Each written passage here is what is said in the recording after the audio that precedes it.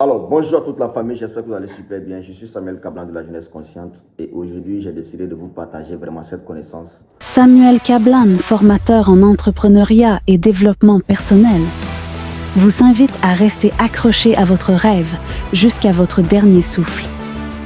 Donnez-vous du temps, du rêve, de la passion, du courage à atteindre vos objectifs de vie tout en suivant les témoignages et les formations de la jeunesse consciente. Abonnez-vous. Vous savez, hier, j'étais avec un millionnaire, je vais faire taire son nom, qui me partageait son expérience en matière de l'éducation des enfants.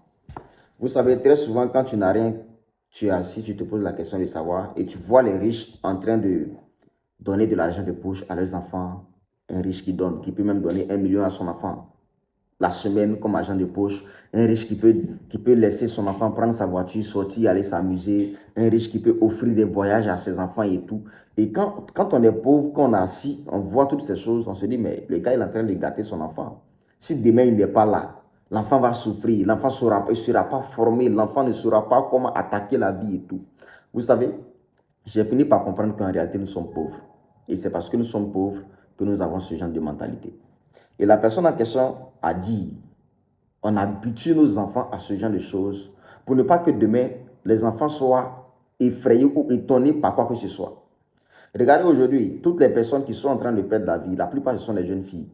Les personnes qui sont en train de perdre la vie, entre griffes, sont attirées par certaines choses. C'est-à-dire, la personne vient vers toi, la personne te fait une proposition, viens, je t'offre un voyage à Dubaï, viens, on sort, on va à Sini, on va s'amuser, viens, on sort, on va dans tel restaurant. Et la personne t'emmène dans des endroits luxueux et après, tu finis par être impressionné. Donc, même si tu n'es pas intéressé par la personne, après, tu t'adaptes à la personne parce que la personne te montre entre griffes des endroits ou des villes qui sont vraiment à ton goût. C'est-à-dire que tu vis ton rêve.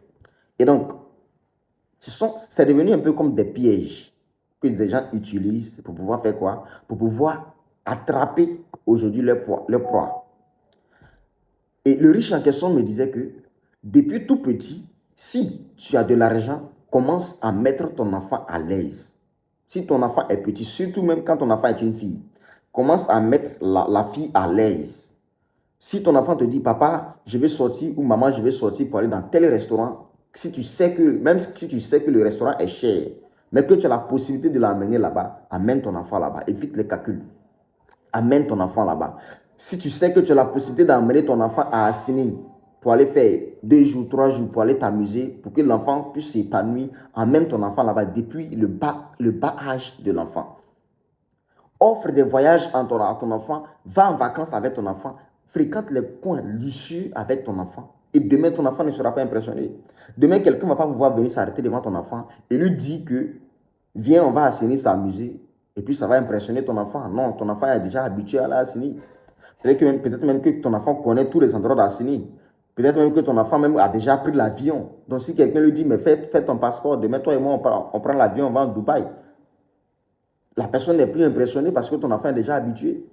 Mais pour quelqu'un qui n'a rien dans sa famille, pour quelqu'un qui n'est pas habitué à ce niveau de vie, voit que la personne se sent impressionnée, la personne est pressée à avoir son passeport, est pressée, elle commence à rêver. Non, je serai dans l'avion, je vais aller à Dubaï, aller m'amuser et tout. Pourtant, peut-être que la personne qui t'invite a déjà d'autres intentions dans son esprit.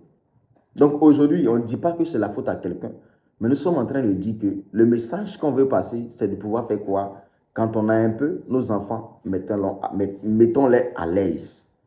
J'ai ici avec moi une personne qui tous les jours est en train de parler de son enfant, tous les jours est en train de chercher à fouiller, à donner les meilleures choses à son enfant. Son enfant a commencé à faire jardin, elle veut lui offrir les meilleures choses, tout ce qui est bon et tout. Et j'ai fini par comprendre qu'en réalité, c'est pour ne pas que demain son enfant soit impressionné. Parce que même au jardin, quelqu'un peut te dire, mais pourquoi est-ce que toi tu n'es pas venu avec petit déjeuner? Demain, ça va te frustrer et tout. Est-ce qu'on se comprend? Donc, si en réalité on dit qu'on souffre, il y a des parents qui disent que je souffre pour mes enfants ou je souffre pour mon enfant, je pense qu'on doit commencer à faire profiter nos enfants de ce qu'on gagne. Moi, j'ai mon enfant qui est au village. À travers la connaissance que le gars m'a donnée hier, je m'en vais chercher mon enfant.